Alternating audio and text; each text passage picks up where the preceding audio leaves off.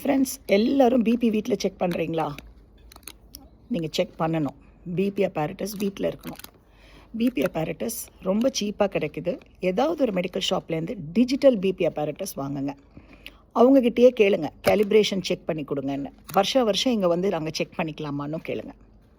சரி, வாங்க பார்க்கலாம். எப்படி பிபி பார்க்கணும், கரெக்டாக பார்க்கணும் வீட்டில். ஃப்ரெண்ட்ஸ், பிபி செக் பண்ணுறது easy, but correct method follow பண்ணணும். ரொம்ப ரொம்ப இம்பார்ட்டண்ட். என்னெல்லாம் அவாய்ட் பண்ணணும் பிபி செக் பண்ணுறதுக்கு முன்னாடி?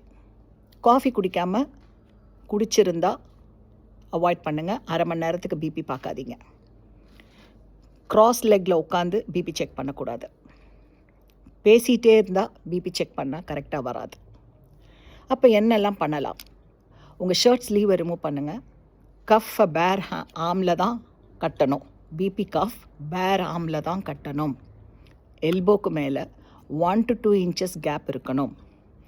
டியூப் சென்டரில் தான் இருக்கணும். And it has to be parallel to the thumb. ஸ்னக்காக இருக்கணும். டைட்டாகவும் இருக்கக்கூடாது, லூஸாகவும் இருக்கக்கூடாது. அப்புறம் 5 minutes காமாக உட்காருங்க.